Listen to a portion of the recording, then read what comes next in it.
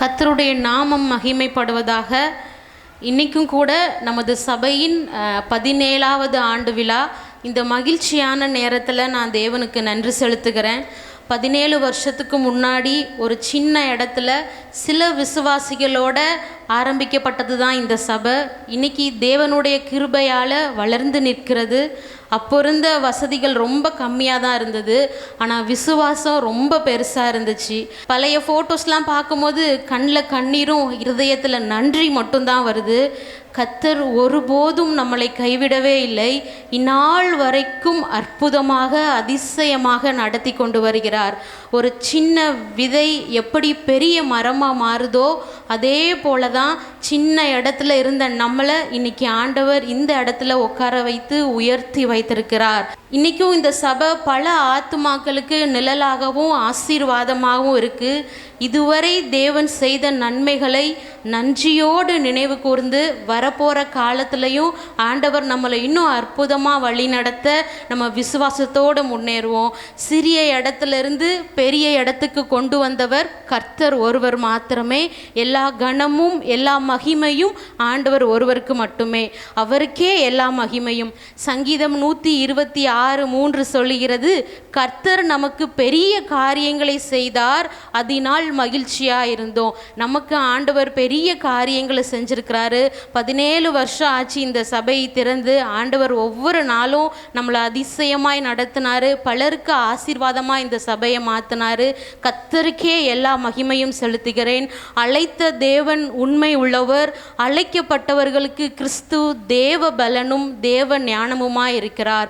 எல்லா மகிமையும் எல்லா நன்றிகளும் இயேசு ஒருவருக்கு மாத்திரமே. இன்றைக்கும் கூட செய்தியின் தலைப்பு சிறிய விதையிலிருந்து பெரிய மரமாக, சின்ன விதையிலிருந்து பெரிய மரமாக. இன்னைக்கு நம்மளுடைய வாழ்க்கை ஒரு சின்ன விதை போல இருக்கலாம். ஆண்டவர் நம்மளுடைய வாழ்க்கையை எப்படி பெரிய மரமாக ஆசீர்வதிப்பார், அதுக்கு நம்ம என்னெல்லாம் கடந்து வரணும் அப்படின்றது தான் இன்னைக்கு பார்க்க போகிறோம். ஒரு சின்ன விதை கையில் இருக்கிற மாதிரி நீங்கள் கற்பனை பண்ணிக்கோங்க. மனுஷன் கண்ணுக்கு அது பார்க்குறதுக்கு எப்படி தான் இருக்கும், ரொம்ப சின்னதாக இருக்கும், அது ரொம்ப அற்பமானது. ஆனால் அதுக்குள்ளே ஒரு பிரம்மாண்டமான காடே மறைந்திருக்கு. அந்த விதையை மண்ணுக்குள்ளே போட்டு முளைக்க வைக்கும் பொழுது அது பிரம்மாண்டமான காடாக மாறும். அதே போல தான் நம்மளுடைய வாழ்க்கை இப்போ இருக்கிற சூழ்நிலையில் ஒரு சின்ன விதை போல இருக்கலாம். ஆண்டவர் ஒரு குறிப்பிட்ட நேரத்தில் உங்கள் வாழ்க்கையை பெரிய மரமாக ஆசீர்வதிப்பார்.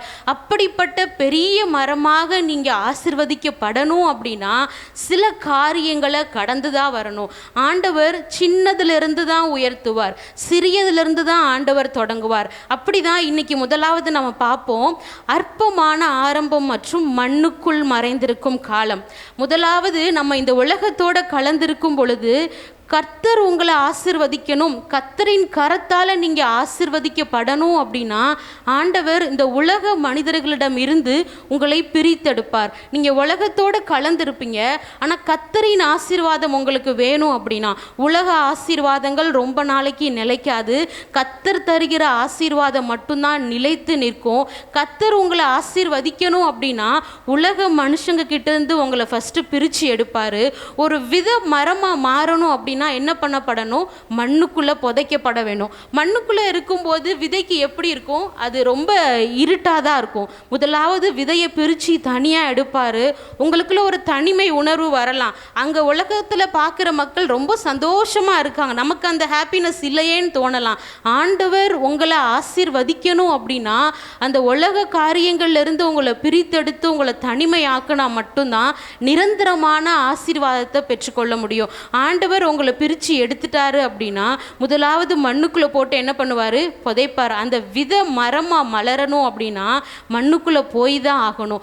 மண்ணுக்குள்ளே விதை போகும் பொழுது விதைக்கு சுற்றி என்ன தான் இருக்கும், இருள் மட்டும்தான் இருக்கும். விதை மண்ணுக்குள்ளே இருக்கும் பொழுது வெளிச்சமே தெரியாது, இருள் மட்டும்தான் இருக்கும். விதையை மண் பாரம் போட்டு என்ன பண்ணும், அழுத்தும். அந்த அழுத்தத்துக்கு அப்புறம்தான் விதையில் இருக்கிற மேலே இருக்க அந்த அவுட்டர் ஷெல், அந்த மேலே இருக்கிற தோல் அழுகி செத்தாதான் அந்த விதைக்குள்ளேருந்து ஒரு புதிய செடி உருவாகும். அதுபோல தான் நம்மளுடைய சுயம் எப்போ சாகப்படுதோ, நம்முடைய சுயம் எப்போ நம்மளை விட்டு கீழே விழுகுதோ, அப்போ தான் அதிலிருந்து ஒரு புதிய செடி, ஒரு புதிய மரம் வளர முடியும். இன்னைக்கு இந்த ப்ராசஸ் எல்லாம் கடந்து வரும் பொழுது தான் கர்த்தர் தர நிரந்தரமான ஆசீர்வாதத்தை நம்ம பெற்றுக்கொள்ள முடியும்.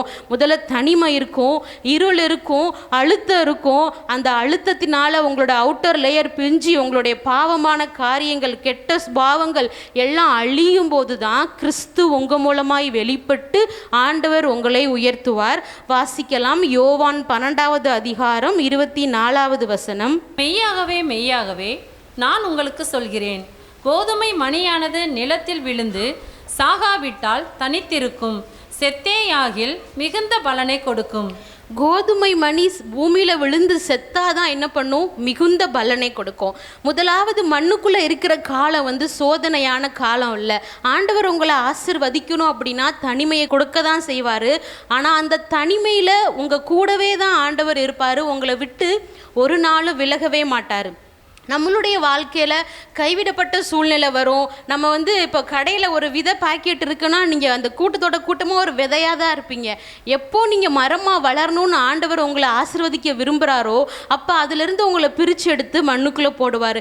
தனியாக மண்ணுக்குள்ளே இருக்கோமே, எப்படி இந்த இருளை கடக்க போகிறோம் அப்படின்னு நம்ம ஒரு நாளும் பயப்பட தேவையில்லை. எல்லா நாளும் என்ன பண்ணுறாரு? ஆண்டவர் நம்ம கூடவே தான் இருக்கிறாரு. எதுக்கு இந்த தனிமையான சோதனை காலம் நமக்கு இருக்குது அப்படின்னா, உங்களை தனிமை வச்சிருப்பது தண்டிக்கிறதுக்காக அல்ல, மனிதர்களை நம்புவதை விட்டுவிட்டு தேவனை சார்ந்து கொள்ளணும் அப்படின்றதுக்காக மட்டும்தான். எதுக்கு இந்த தனிமையை ஆண்டவர் உங்களுக்கு கொடுக்குறாரு அப்படின்னா, நீங்க மனுஷனை சார்ந்து போகாம, மனிதனை நம்பி இருக்காம, ஆண்டவரை இறுதியா நல்லா ஸ்ட்ராங்கா பிடிச்சுக்கணும் அப்படின்றதுக்காக தான் அந்த தனிமையை ஆண்டவர் நமக்கு கொடுக்குறாரு. இரண்டாவது, இருள். விதைக்கு வெளிச்சம் தெரியாது, சுத்தியும் இருட்டாதான் இருக்கும். நம்மளோட வாழ்க்கை எப்படி தான் இருக்கும்? இருண்ட காலம் மாதிரி தெரியும், பயமாக இருக்கும். எப்படி முன்னேற போகிறோம், நம்ம எதிர்காலம் எப்படி இருக்கும், எப்படி இந்த கடனை அடைக்க போகிறோம், என்ன பண்ண போகிறோம்னு அதிக பயம் இருக்கும். நம்மளை சுற்றி இருள் இருக்கிற மாதிரி இருக்கும். ஆண்டவர் நம்மளை புதைச்சிட்டு அப்படியே விட்டுட்டு போகவே மாட்டார். அவர் நம்மளை நட்டு வச்சிருக்கிறாரு. அந்த இருளில் இருந்து தான் ஆண்டவர் வெளிச்சத்தை கொண்டு வருவார். ஹல்லேலூயா. ஆண்டவர் இருளில் இருந்து உங்களுடைய வாழ்க்கையில் என்ன பண்ணுவார் அப்படின்னா வெளிச்சத்தை கொண்டு வருவார். பாரம், விதை மண்ணுக்குள்ளே அழுத்தும் பொழுது மண்ணெல்லாம் அந்த விதையை போட்டு அழுத்தும். அந்த பாரம் தாங்க முடியாது. இன்னைக்கு நம்மளுடைய வாழ்க்கையில் குடும்ப பாரம், கடன் பிரச்சனை, மன அழுத்தம், இது எல்லாமே நம்மளுடைய வாழ்க்கையை சோர்வடைய செய்யலாம். ஆனால் தேவன் உங்களை பெரிய புதிய ஆசீர்வாதத்தை தரதுக்காக தான் இந்த ப்ராசஸிங்கில் உங்களை வச்சிருக்கிறாரு. எடுத்த உடனே கர்த்தர் உங்களை ஆசீர்வதிக்க மாட்டார். இது எல்லாத்தையும் தயார்படுத்தி தான் எல்லாரும் ஆச்சரியப்படுற அளவுக்கு கர்த்தர் உங்கள் வாழ்க்கையை ஆசீர்வதிப்பார். பாரம் தாங்க முடியாது. இப்போ அந்த சுயம் என்ன பண்ணணும்? அழுகி செத்து போகணும். அந்த மேலே இருக்கிற அந்த தோல் என்ன பண்ணணும்? கீழே விழுகணும். உங்களுடைய பழைய பாவம், பொறாமை, கோபம், கெட்ட பழைய பாவங்கள் அது எல்லாம் எப்போ அழியுதோ, அதெல்லாம் எப்போ உங்களை விட்டு கீழே விழுகுதோ அப்போ தான் அதிலிருந்து ஒரு புதிய செடி வரும். நம்மளுடைய சுயம் எப்போ சாகுதோ அப்போ தான் கிறிஸ்து நம் மூலமாக வெளிப்படுவார். ஹல்லேலூயா. தனிமையை நினச்சி கவலைப்படாதீங்க. வாழ்க்கை இருளாக இருக்கேன்னு பயப்படாதீங்க. அதிக பாரமாக இருக்கேன்னு கவலைப்படாதீங்க. இது எல்லாத்துலேயும் கர்த்தர் உங்கள் கூடவே தான் இருக்கிறாரு. குறிப்பிட்ட நாள் வரும் பொழுது ஆண்டவர் இந்த உலக மனிதர்கள் கண்கள் ஆச்சரியப்படுற அளவுக்கு உங்கள் வாழ்க்கையை ஆசீர்வதிப்பார். நம்மளை ஊனிட்டாரு, அந்த நம்முடைய சுயம் செத்து போயிருச்சு. இதுக்கப்புறம் என்ன பண்ணோம் அப்படின்னா, நம்மளுடைய ஆழமாக வேறு ஊன்றணும். ஆண்டவருக்குள்ள நம்ம ஆழமாக வேறு ஊன்றணும். நம்மளுடைய பழைய பாவமான காரியங்கள் எப்போ போகுதோ அப்போ தான் நீங்கள் இயேசுவுக்குள்ள ஆழமாக வேறு ஊன்ற முடியும். சீனாவில் ஒரு மூங்கில் மரம் இருக்குது. அந்த மூங்கில் மரத்தை மண்ணில் புதைச்சி நட்டு வச்சுட்டாங்க. மண்ணுக்குள்ளே போட்டு அந்த விதையை மூடிட்டாங்க அப்படின்னா 4 வருஷத்துக்கு அந்த இடத்துல இருந்து 1 இன்ச்சு கூட ஒரு சின்ன செடி கூட வராதான். அந்த இடத்துல ஒரு சின்ன செடி கூட 4 வருஷம் டெய்லி தண்ணி ஊற்றிட்டே இருப்பாங்க. ஆனால் அந்த இடத்துல ஒரு சின்ன செடி கூட முளைக்காதான். அந்த 5வது வருஷம் எப்போ ஸ்டார்ட் ஆகுதோ 5வது வருஷத்தில் அது வெறும் 45 நாளில், வெறும் 6 வாரத்தில் ரொம்ப வேகமாக பெரிய மரமாக வளர்ந்துருமா. 4 வருஷம் தண்ணி ஊற்றுறாங்க. தண்ணி விதைச்சவன் தேவன் தண்ணி ஊற்றிக்கிட்டே இருக்கான் 4 வருஷம், ஒரு சின்ன செடி கூட முளைக்கல. ஆனால் 5வது வருஷத்தில் ஒரு குறிப்பிட்ட நாளில் மண்ணை பிளந்து கொண்டு அந்த மூங்கில் மரம், சீன மூங்கில் மரம் என்ன பண்ணுமா, ஸ்ட்ரெயிட்டாக வளருமா. அது வளர்கிறதுக்கு வெறும் 6 வாரம் மட்டும்தான் தேவைப்பட்டுச்சா? இல்லை, அது வளர்கிறதுக்கு முன்னாடி கீழே நிறைய அகலமாக, நிறைய ரொம்ப அடி ஆழத்தில் அதோட வேரை பாய்ச்சிக்கிட்டே இருந்தது. இந்த பூமியில் காற்றடிக்கும், புயல் அடிக்கும், அப்போ அந்த மரம் சாஞ்சிடக்கூடாது. கீழே அஸ்திபாரம் ஸ்ட்ராங்காக இருக்கணும், வேர் ரொம்ப ஸ்ட்ராங்காக இருக்கணும். இன்றைக்கி நம்மளுடைய வாழ்க்கையில் கீழே அஸ்திபாரம் ஸ்ட்ராங்காக இருந்தால் மட்டும்தான் கர்த்தர் நம்மளை ஆசீர்வதிக்கும் பொழுது நமக்குள்ளே எந்த தற்பெருமையான காரியங்களும் வராது. இந்த வேர் என்பது உங்களுடைய தனிப்பட்ட ஆவிக்குரிய வாழ்க்கை, உங்களுடைய ஜெப வாழ்க்கை, நீங்கள் வேதம் வாசிப்பது, உங்களுடைய நல்ல குணங்கள், இது எல்லாம் தான் உங்களுடைய வேர். அந்த மரம் 4 வருஷம் தண்ணி ஊற்றுறாங்க, அது முளைச்சி வெளியே வரவே இல்லை. 5வது வருஷத்தில் அது வெளியே வந்து பயங்கரமாக 90 அடி வரைக்கும் ஹைட் வரைக்கும் அந்த மரம் வளருமா. இன்றைக்கி நம்மளும் ரொம்ப நாள் ஒரு காரியத்துக்காக ப்ரேயர் பண்ணிகிட்டே இருக்கலாம். ஆண்டவருக்கு எப்போ எதை கொடுக்கணும் அப்படின்றது நிச்சயமாக தெரியும். அவர் குறிப்பிட்ட நாளில் அந்த காரியங்களை உங்கள் கரத்தில் கொடுத்து ஆசீர்வதிப்பார். நீங்கள் காத்திருக்கிற காலம் ஒரு நாளும் வீணான காலமே இல்லை. நான் இவ்வளோ நாள் காத்திருக்கேனே அப்படின்னு நீங்கள் ஒரு நாளும் கவலைப்பட தேவையே இல்லை. ஏன்னா நீங்கள் நம்புகிற தெய்வம் யார்? இயேசு கிறிஸ்து. உங்கள் கூட யார் இருக்கிறார்? இயேசு கிறிஸ்து இருக்கார். நிச்சயமாய் குறிப்பிட்ட நாளில் உங்கள் வாழ்க்கையை ஆச்சரியப்படுற அளவுக்கு ஆண்டவர் என்ன பண்ணுவார்? ஆசீர்வதிப்பார். நம்மளை பார்க்குற இந்த உலக மனிதர்கள் சொல்லுவாங்க, நீ இவ்வளோ நாள் ப்ரேயர் பண்ணுற, இவ்வளோ நாள் சர்ச்சுக்கு போகிற, உனக்கு இன்னும் உன் வாழ்க்கையில் எந்த அற்புதமுமே நடக்கவே இல்லையே அப்படின்னு அநேகர் நம்மளை பார்த்து கேட்கலாம். ஆண்டவர் உங்கள் பிளெஸ்ஸிங்கை ஒரு நாளும் தடுக்கவே மாட்டார். நீங்கள் அவருக்குள்ள ஆழமாக வேரூன்ற உங்கள் வாழ்க்கையை அளவில்லாமல் ஆசீர்வதிப்பார். ஹல்லேலூயா. உங்களுடைய தனிப்பட்ட வாழ்க்கை எப்படி இருக்குன்னு ஆண்டவர் பார்ப்பார். உங்கள் ஜெப வாழ்க்கை எப்படி இருக்குன்னு பார்ப்பார். உங்களுடைய ஜெப வாழ்க்கையும் உங்களுடைய குணங்களும் மாறும் பொழுது தான் நீங்கள் ஆண்டவரோட அதிகமாக வேரூன்ற முடியும்.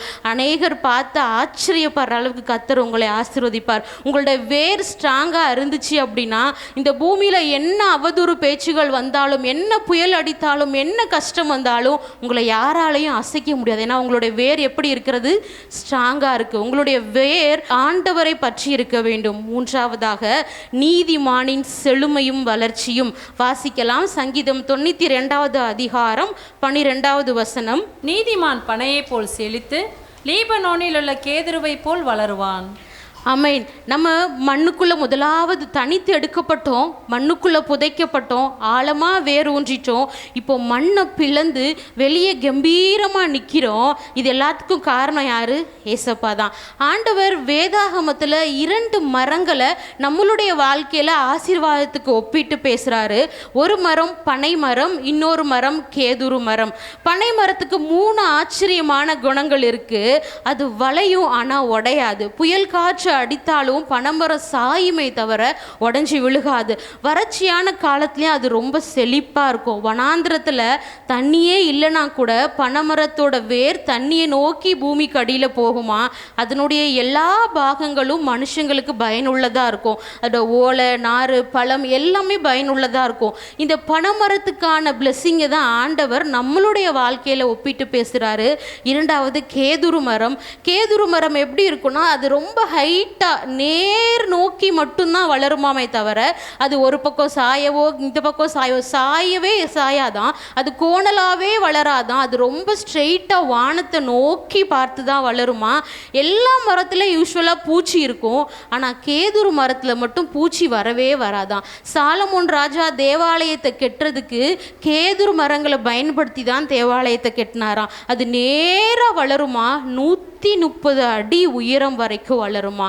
இந்த மரத்துக்கான பிளெஸ்ஸிங்கை தான் ஆண்டவர் உங்களோட வாழ்க்கையில் சொல்கிறாரு. நீங்கள் பனைமரத்தை போல, கேதுரு மரத்தை போல செழித்தோங்கி வளரணும் அப்படின்னா தனிமையாக்கப்படணும், மண்ணுக்குள்ளே புதைக்கப்படணும், இருள் இருக்கும், பாரம் இருக்கும். இது எல்லாத்தின் மத்தியிலும் உங்களுடைய வேறு ஆண்டவரை நோக்கி சார்ந்து ஆழமாக நீங்கள் ஆண்டவரை பற்றி இருக்கும் பொழுது ஆண்டவர் உங்களை பனைமரத்தை போல ஆசீர்வதிப்பார். 2வது பிறருக்கு நிழல் தரும் ஆசீர்வாதம். வாசிக்கலாம். எசேக்கியேல் 17வது அதிகாரம் 23வது வசனம். இஸ்ரவேலின் உயரமான பர்வதத்திலே அதை நாட்டுவேன், அது கொப்புகளை விட்டு கனி தந்து மகிமையான கேதுருவாகும். அதன் கீழே சகலவித பட்சி சாதிகளும் தங்கி அதன் கிளைகளின் நிழலிலே தாபரிக்கும். நம்ம பெரிய மரமாக வளர்ந்துட்டோம் அப்படின்னா தற்பெருமை பாராட்டுவதற்கோ அல்லது தனக்காக வாழ்கிறதுக்கோ அல்ல. ஆண்டவர் உங்களுடைய வாழ்க்கையை ஆசீர்வதிக்கிறார் அப்படின்னா அந்த ஆசீர்வாதம் உங்களுக்கானதாக மட்டும் இருக்கக்கூடாது. அந்த பிளெஸ்ஸிங்கில் அநேகர் பிரயோஜனப்படணும். கிறிஸ்தவ வாழ்க்கை என்பது அதுதான். ஆண்டவர் உங்களை ஆசீர்வதிக்கிறார் அப்படின்னா நீங்கள் ஒரு ஆசீர்வதிக்கப்பட்ட மரமாக வளர்ந்துட்டீங்க அப்படின்னா வழிபோக்கர்களுக்கும் இடம் இல்லாதவர்களுக்கும் இடம் கொடுக்குற நிழல் தருகிற ஒரு ஆசீர்வாதமான மரமாக இருக்கணும். தேவன் உங்கள் குடும்பத்தையோ பொருளாதாரத்தையோ ஊழியத்தையோ உயர்த்தும் பொழுது நீங்கள் ஒரு நாளும் சுயநலமாக இருக்கவே கூடாது. தேவன் உங்களை ஆசீர்வதிப்பது நீங்கள் பலருக்கு ஆசீர்வாதமாக இருக்கணுன்றதுக்காக தான் ஆண்டவர் உங்களை பெரிய மரமாக ஆசீர்வதிச்சிருக்காரு. யோசேப்போட வாழ்க்கையில் யோசேப்பு உயர்ந்துட்டான். உயர்ந்ததுக்கு அப்புறம் தன்னுடைய பழைய எதிரிகளை பழி வாங்கணும்னு நினைக்கல. அவங்க அண்ணன்மார்கள்லாம் அவனை தூக்கி குழியில் போட்டாங்க. ஒரு நாள் யோசேப்பு அதிபதியாக ஆனதுக்கப்புறம் அவங்க அண்ணன் தேடி வரும் பொழுது அவங்க அண்ணனுக்கு ஆகாரம் கொடுத்தான். ஒட்டுமொத்த எகிப்து தேசத்துக்குமே ஆகாரம் கொடுத்தான். நம்மளுடைய வாழ்க்கையில் கர்த்தர் நம்மளை ஆசீர்வதிக்கும் போது நம்ம பழைய எதிரிகள் நம்ம கிட்ட வந்தாலும் நம்ம உதவி செய்யணும். இதுதான் கிறிஸ்தவ வாழ்க்கை. அவங்க எனக்கு அப்போ அந்த மாதிரி பண்ணாங்க, எனக்கு துரோகம் பண்ணாங்க, என்னை அப்படி பேசினாங்க, அப்படி நம்ம ஒரு நாளும் சொல்லக்கூடாது. உங்களுடைய வேறு ஆண்டவருக்குள்ள ஸ்ட்ராங்காக இருந்துச்சு அப்படின்னா நீங்கள் பெரிய மரமாக ஆசீர்வதிக்கப்படும் பொழுது பழைய எதிரிகள் வந்தாலும் நீங்கள் உண்றதுக்கு ஆகாரம் கொடுப்பீங்க, அவங்க தங்குறதுக்கு இருக்கிறதுக்கு இடம் கொடுப்பீங்க. இப்படிப்பட்ட ஆசீர்வாதத்தை தான் ஆண்டவர் கொடுப்பாரு. ஒரு நாளும் கர்த்தர் உங்களை ஆசீர்வதிக்கும் பொழுது உங்களுடைய பழைய காரியங்கள் பழைய கெட்ட குணங்கள் ஒரு நாளும் வரவே கூடாது. நம்மளும் யோசேப்பை போல தான் இருக்கணும். யோசேப்பை அவ்வளோ டார்ச்சர் பண்ணாங்க, குழியில் தூக்கி போட்டாங்க. ஆனால் உணவுக்காக தானியத்துக்காக வரும் பொழுது யோசேப்பு அவங்க அண்ணங்களுக்கு தானியம் கொடுத்தாரு. என்னை குழியில் தூக்கி போட்டிங்களே, உங்களுக்கே நான் தரணும்னு அவங்கள விரட்டி அடிக்கலை. நம்மளுடைய இருதயமும் அப்படி தான் இருக்கணும். நம்முடைய சத்துருக்களையும் நம்ம என்ன பண்ணணும்? சிநேகிக்கணும். உங்களுடைய ஆரம்பம் ரொம்ப சின்னதாக இருண்டதாக இருக்கலாம், ஆனாலும் நீங்கள் சோர்ந்து போகாதீங்க. மேலே வளர்றதுக்கு முன்னால் ஜெபத்தில் ஆண்டவரோட அதிகமாக வேரூன்றி போங்க. நீதிமான போல பனைமரத்தை போல செழித்தோங்க ஆண்டவர் உங்களுடைய வாழ்க்கையை செய்வார். தேவன் உங்களை உயர்த்தும் போது பிறருக்கு அடைக்கலம் தருகிற நிழலாக மாறுங்க. எப்போவுமே நீங்கள் நல்ல கனிகளை கொடுக்குற மரமாக இருக்கணும். நல்ல மரம் எப்பவும் கசப்பான கனிகளை தராது. உங்களுடைய வாழ்க்கையிலும் நீங்கள் நல்ல சுவையான கனிகளை மட்டும்தான் கொடுக்கணும். தேவனுக்குள்ளே வளரும்போது நம்மளுடைய கேரக்டர் கண்டிப்பாக சேஞ்ச் ஆகும். நம்முடைய வார்த்தைகள் ரொம்ப அன்பாக இருக்கணும், நம்முடைய குணங்கள் மாறணும். இதுதான் பிறருக்கு ஆசீர்வாதமான பிளெஸ்ஸிங். நம்மளுடைய ஆசீர்வாதம் நமக்காக மட்டும் இருக்கக்கூடாது, அநேகருக்கு பயன்படுகிற பிரயோஜனமாக இருக்கிற ஆசீர்வாதமான மரமாக இருக்கணும். நம்ம இந்த சபையில் இன்றைக்கி இங்கே உட்காந்துருக்கோம். ஃபஸ்ட்டு இந்த சர்ச்சு ஸ்டார்ட் பண்ணும் போது அந்த அல்லம்பட்டியில் ஒரு சின்ன வீடு, அந்த வீட்டில் நம்ம ஆண்டவரை ஆராதிச்சிட்டு இருந்தோம். அந்த வீட்டில் இடம் பத்தலன்னு அதுக்கடுத்து இன்னொரு வீட்டுக்கு போனோம். அங்கே நம்ம ஆண்டவரை ஆராதிச்சிட்டு இருக்கும் பொழுதே நிறையா சவுண்டு வருதுன்னு போலீஸில் கம்ப்ளைண்ட் பண்ணாங்க. கம்ப்ளைண்ட் பண்ணதுக்கு அப்புறம் தான் நம்ம இந்த இடத்த வாங்கி வெறும் 9 மாதத்தில் இந்த ஆலயத்தை தேவன் கட்டி கொடுத்தார். ஹல்லேலூயா. வெறும் 9 மாதம் தான். ஒருவேளை அவங்க கம்ப்ளைண்ட் பண்ணலை அப்படின்னா நமக்கு இந்த இடத்த வாங்கணும், இங்கே ஆலயத்தை கட்டணுன்ற அந்த தாட் வந்திருக்காது. நமக்கு ஒரு நெருக்கம் வந்தது. நீங்கள் சீக்கிரமாக காலி பண்ணுங்க, எங்களுக்கு சவுண்டு அதிகமாக வருது, டிஸ்டர்பாக இருக்குன்னு அவங்க சொல்லி கம்ப்ளைண்ட் பண்ணதுக்கப்புறம் நம்ம இந்த இடத்த வாங்கி 9 மாதத்தில் தேவன் இந்த ஆலயத்தை நமக்கு கட்டி கொடுத்தார். இன்றைக்கி நம்ம இந்த இடத்துல உட்காந்து ஆண்டவரை ஆராதிக்கிறோம். நீங்கள் யோசிச்சு பாருங்கள், இருந்த சர்ச் ரொம்ப சின்னது, ரொம்ப வீடு, அதுக்குள்ளே ஒரு 10 பேர் தான் உட்கார முடியும். ஆனால் இன்றைக்கி ஆண்டவர் இவ்வளோ பெரிய சர்ச்சை கொடுத்துருக்காரு. நம்மளை சுற்றி ஏசி இருக்குது, ஃபேன் இருக்குது. அப்போ இதுதான் கர்த்தருடைய ஆசீர்வாதம். ஆண்டவர் ஆசீர்வதிக்கணும்னு நினச்சாரு அப்படின்னா ஆண்டவர் நிச்சயமாக ஆசீர்வதிப்பார். எடுத்த உடனே இவ்வளோ பெரிய சர்ச்சை கட்டி நம்ம இதுக்குள்ளே வரல. அதற்கு முன்பதாக பல காரியங்களை கடந்து நெருக்கத்திலையும் நிறைய அவதூறு பேச்சுகளையும் கிராஸ் பண்ணி தான் இன்றைக்கி நம்ம இந்த இடத்துல இருக்கோம். உங்களோட வாழ்க்கையில் இப்போ நெருக்கம் இருக்கிறது போல் இருக்கலாம். அற்பமான ஆரம்பத்தை நீங்கள் அசட்டை பண்ணவே பண்ணாதீங்க. ஆரம்பம் ரொம்ப அற்பமாக இருக்கலாம், ஆனால் ஆண்டவர் ஏற்ற நேரத்தில் உங்களுக்கான ஆசீர்வாதத்தை நிச்சயமாக தருவார். ஹல்லேலூயா. அமெரிக்காவில் ஜானி அப்படின்னு சொல்லிட்டு ஒரு இளம் பெண் இருந்தாங்க. அவங்களுக்கு 17 வயசு. அவங்க ரொம்ப அழகாக இருப்பாங்க, ரொம்ப ஆக்டிவாக இருப்பாங்க. எல்லா ஸ்போர்ட்ஸ்லேயும் அவங்க தான் பெஸ்ட்டாக வருவாங்க. ஒரு நாள் அவங்க கடலில் நீந்தி கொண்டு இருக்கும் பொழுது என்னாச்சு அப்படின்னா, ஆழம் கம்மியாக இருக்க இடத்துல போய் அவங்க மேலேருந்து குதிச்சிட்டாங்க. அவங்களுடைய தலை ஒரு பாறையில் போய் மோதிருச்சு. அந்த தலை பாறையில் மோதினதுக்கப்புறம் அதில் நர்வெல்லாம் பாதிக்கப்பட்டு என்ன ஆயிடுச்சுன்னா, அவங்களுடைய கை கால்கள் வராமல் போயிடுச்சு. ஒரு 17 வயது இளம் பெண், எல்லா ஸ்போர்ட்ஸ்லேயும் ஆக்டிவாக இருக்கவங்க, ரொம்ப அழகானவங்க. அப்படிப்பட்ட ஒரு பெண்ணுக்கு ஸ்விம் பண்ணும்போது அவங்க என்ன பண்ணிட்டாங்க, ஒரு மேலேருந்து ஜம்ப் பண்ணும்போது கடலில் குளிக்கும் போது தண்ணி ஆழம் கம்மியாக இருக்க இடத்துல குதிச்சிட்டாங்க. அவங்க தலை ஒரு பெரிய பாறையில் போய் நல்ல ஃபோர்ஸாக மோதிருச்சு. அதனால் அவங்க நர்வெல்லாம் அஃபெக்ட் ஆகி அவங்களுடைய கை கால்கள் வராமல் போயிடுச்சு. 17 வயசு ஒரு பெண்ணுக்கு நல்ல ஆக்டிவாக இருந்தவங்க சடனாக கை கால் வரலை அப்படின்னா அவங்களுடைய மனது எப்படி இருக்கும்? ரொம்ப கஷ்டமாக இருக்கும். அவங்க ஆண்டவரை நோக்கி அழுதாங்க, ஆண்டவரே எனக்கு ஏன் இந்த நிலைமைன்னு. அவ்வளோ ஆக்டிவாக இருந்தவங்களுக்கு வீல் சேர் தான் உலகமாயிருச்சு. வீல் சேர் இல்லாமல் அவங்களால எதுவுமே செய்ய முடியாது. அப்படிப்பட்ட ஒரு சூழ்நிலைக்கு அவங்க தள்ளப்பட்டாங்க. உங்கள் கடவுளை பார்த்து அழுதாங்க, ஆண்டவரே எனக்கு ஏன் இந்த இருண்ட காலம், என்னை ஏன் இந்த மண்ணுக்குள்ளே புதைச்சி வச்ச மாதிரி புதைச்சி வச்சுருக்கீங்க, என்னை சாகடிச்சிருங்க அப்படின்னு ஆண்டவரை நோக்கி அழுதாங்களாம்.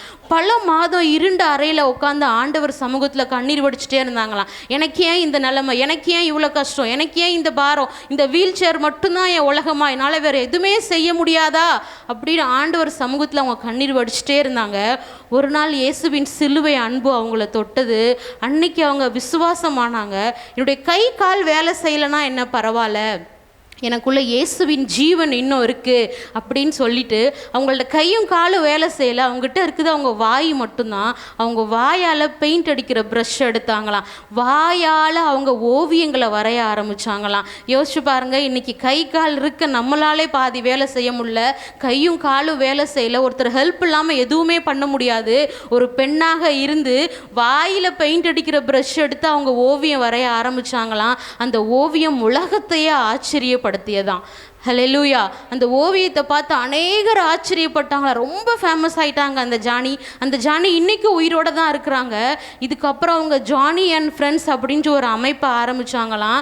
மாற்றுத்திறனாளிகளுக்கு யாரெல்லாம் கை கால் இல்லாமல் இருக்காங்களோ அவங்க எல்லாருக்கும் வீல் சேர் கொடுக்க ஆரம்பித்தாங்களாம். எங்கெங்கெல்லாம் போய் ஆண்டவரை சொல்ல முடியுமோ அங்கெல்லாம் போய் இயேசுவின் அன்பை சொன்னாங்களாம். இது எப்படிப்பட்ட வாழ்க்கைன்னு பாருங்களேன். கை கால் இல்லை, அவங்களுடைய நல்லா நடந்துட்டு இருந்தவங்களுக்கு திடீர்னு எல்லாமே போன மாதிரி இருந்துச்சு, இருண்டு போயிருந்தது. ஆனால் ஆண்டவர் அவங்கள எப்படி பிளஸ் பண்ணாருன்னு பாருங்க. ஆண்டவர் ஆசீர்வதிக்கணும்னு நினச்சாரு அப்படின்னா, உங்களுக்கு கையும் உள்ள காலும் இல்லை, உங்கள்கிட்ட பணமும் இல்லை, எதுவுமே இல்லை, உங்கள் கூட உங்கள்கிட்ட நெருங்கின சொந்தங்கள் இல்லை, யாருமே இல்லை அப்படின்னாலும் ஆண்டவர் பிளஸ் பண்ண நினச்சா எந்த மனுஷனாலையும் என்ன பண்ண முடியாது, தடுக்கவே முடியாது. ஆண்டவர் உங்களை பிளஸ் பண்ணணும் அப்படின்னா நீங்கள் அவருக்குள்ளே என்ன பண்ணணும், வேரூன்றி நிற்கணும். இன்றைக்கி நம்ம அழகழகாக தங்க நகைகளை போட்டுக்கிறோம். அந்த தங்க நகை ஒரு கடையில் ஒரு பெரிய கண்ணாடி பாக்ஸில் ஒரு அழகான தங்க நெக்லஸ் இருந்ததாம். அதை பார்த்துட்டு போகிறவங்களாம், அப்பப்பா இது எவ்வளோ அழகாக இருக்கே அப்படின்னு ஆச்சரியப்படுற அளவுக்கு அந்த நெக்லஸை ரொம்ப உத்து பார்த்து அதை தொட்டு பார்க்கலாமா, இந்த நகை அவ்வளோ அழகாக இருக்கே அப்படின்னு நினச்சிட்டு அதை பார்த்துட்டு போனாங்களாம். அப்போ ஒரு இரும்பு சொல்லிச்சு அந்த தங்க நகையை பார்த்து, நீ ரொம்ப லக்கி, உன்னை எல்லாரும் பார்த்துட்டு போகிறாங்க, நீ எவ்வளோ அழகாக இருக்க அப்படின்னு. அப்போ அந்த தங்க நெக்லஸ் சொல்லிச்சான், இதுக்கு பின்னாடி நான் எவ்வளோ கஷ்டப்பட்டேன்றது எனக்கு மட்டும்தான் தெரியும். நான் ஒரு பூமிக்கு அடியில் ஒரு இருண்ட அறையில் இருந்தேன், என்னை வெட்டி எடுத்தாங்க, என்னை நெருப்பில் போட்டு சுட்டாங்க, சுத்தியலால் அடித்தாங்க, 1000 டிகிரி நெருப்பில் நான் சுட்டரிக்கப்பட்டேன், என்னை சுத்தியல் உடம்பு முழுவதும் சுத்தியலால் அடித்து என்னை செஞ்சாங்க, அதுக்கப்புறம் தான் ஒரு அழகான தங்க நெக்லஸாக மாறியிருக்கேன் அப்படின்னு சொல்லிச்சான் அந்த தங்க நகை. இன்னைக்கு அந்த தங்க நகை நான் நெருப்பில் சுடமாட்டேன், என்னை அடிக்காதீங்க அப்படின்னு சொல்லியிருந்தா எல்லாரும் பார்த்து ஆச்சரியப்படுற அளவுக்கு மாறி இருக்குமா? மாறி இருக்காது. ஒரு நகை எப்படி எல்லாரும் கண்களுக்கு ஆச்சரியமாச்சோ அதோட முன்னாடி காலத்தில் அது அவ்வளோ கஷ்டங்களை அனுபவித்து தான் வந்திருக்கு. இன்னைக்கு கிறிஸ்தவ வாழ்க்கையில் இயேசு நம்மளை ஆசீர்வதிக்கணும் அப்படின்னா நம்மளும் இந்த காலங்கள் எல்லாத்தையும் கடந்து தான் வரணும். சின்ன தொடக்கத்திலிருந்து தான் ஆண்டவர் ஆசீர்வாதம் கொடுப்பார். எடுத்த உடனே பெரிய மரமாக வளர முடியாது யாராலையும். அப்படி சடனாக வளர்றாங்கன்னா அது அது கர்த்தர் தர ஆசீர்வாதம் அல்ல. அந்த ஆசீர்வாதம் நிலைக்காது. நமக்குள்ள பெருமை வந்துடும் அந்த பிளெஸ்ஸிங் வந்தோடனே. அப்படி இல்லை, நீங்கள் ஆண்டவரை உறுதியாக பற்றி கொண்டு நீங்கள் ஆண்டவருக்குள்ளே ஸ்ட்ராங்காக இருக்கும்போது தான் ஆண்டவர் உங்களை ஏற்ற நேரத்தில் என்ன பண்ணுவார் அப்படின்னா ஆசீர்வதிப்பார். விதை ஒரே நாளில் மரமாகாது. மண்ணுக்குள்ளே புதைக்கப்பட்டது, தனிமையை சந்திச்சிச்சு, இருள் சூழ்ந்து கொண்டது, அழுத்தத்தை எல்லாத்தையும் தாங்குச்சு. அதுக்கப்புறம் தான் அந்த விதை முளைக்க ஆரம்பிச்சிச்சு. அது உடையுது பார்த்தீங்களா, அப்போ தான் வளர்ச்சியின் ஆரம்பமே இருக்குது. அந்த இருள் வெளிச்சத்திற்கான பாதை. உங்களுடைய வாழ்க்கையில் இன்னைக்கு இருள் இருக்கே, எனக்கு கஷ்டம் இருக்கே, நம்ம கவலைப்பட தேவையில்லை.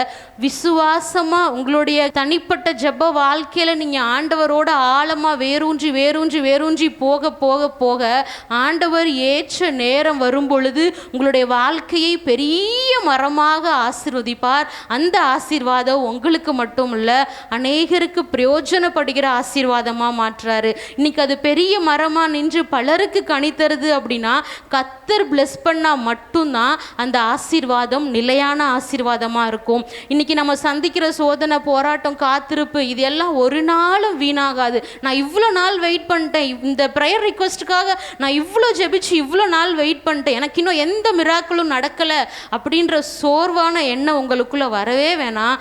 ஆண்டவர் நினைச்சார் அப்படின்னா ஏற்ற நேரத்தில் ஆசீர்வதிப்பார். நீங்கள் காத்திருக்கிற காலம், நீங்கள் வெயிட் பண்ணிட்டு இருக்கிற காலம் ஒரு நாளும் வீணாவே போகாது. ஆண்டவர் உங்களை தயார் பண்ணிட்டு இருக்காருன்னு அர்த்தம். ஆண்டவர் நம்மளை ரெடி பண்ணிட்டு இருக்காருன்னு அர்த்தம். என்னைக்கு உங்களை இந்த உலகத்துக்கு ஆச்சரியமான ஆசீர்வாதமான மரமாக மாற்றணும் அப்படின்றது ஆண்டவருக்கு தெரியும். ஆண்டவர் நிச்சயமாக உங்களுடைய வாழ்க்கையை ஒரு நாள் ஆசீர்வதிப்பார். இன்னைக்கு நீங்கள் விதையாக இருக்கலாம், ஆனால் நாளைக்கு தேவனுடைய கரத்தில் பெரிய மரமாக மாற போகிறீங்க. சிறிய விதையிலிருந்து தான் தேவன் உங்கள் ஒவ்வொருவரையும் பெரிய மரமாக மாற்றுவார். அதுவும் இந்த உலகத்தில் இருக்கிற மனுஷங்க எல்லாரும் ஆச்சரியப்படுற அளவுக்கு இங்கே இருக்க ஒவ்வொருத்தருடைய வாழ்க்கையும் ஆண்டவர் ஆசீர்வதிப்பார். இன்றைக்கும் அநேக பேர் இயேசுவை அறிந்து கொண்டு இருக்கிறாங்க, ஆனால் இந்த இடத்துல உட்காரல. ஆண்டவர் இங்கே இருக்கிற ஒவ்வொருத்தரையும் இந்த ஆண்டவருடைய சமூகத்தில் இன்றைக்கி உட்கார வச்சிருக்கிறாரு அப்படின்னா உங்களை ஆண்டவர் அந்த கூட்டத்திலிருந்து பிரித்து எடுத்திருக்கிறாருன்னு அர்த்தம். உங்களை ஆண்டவர் ஆசீர்வதிக்க போகிறாருன்னு அர்த்தம். அந்த பிளெஸ்ஸிங்க்கு உங்களை ரெடி பண்ணிட்டு இருக்காருன்னு அர்த்தம். இன்றைக்கி அநேக மக்கள் இருக்காங்க, சர்ச்சுக்கு பாதி பேர் வரல, பாதி பேர் வீட்டில் இருக்காங்க, ஆண்டவரை ஏற்றுக்கொள்ளாமல் இருக்கிறாங்க. ஆனால் உங்களை ஆண்டவர் இந்த இடத்துல உட்கார வச்சிருக்கிறாருல. அப்போ ஆண்டவர் உங்கள் ஒவ்வொருத்தரையும் தனியாக பிரித்து எடுத்திருக்கிறாரு. இந்த எல்லா ப்ராசஸிங்லையும் ஆண்டவர் உங்க கூட தான் இருப்பார். இருள் இருக்குது, தனிமை இருக்குது, பாரம் இருக்குன்னு ஒரு நாளும் கவலைப்படாதீங்க.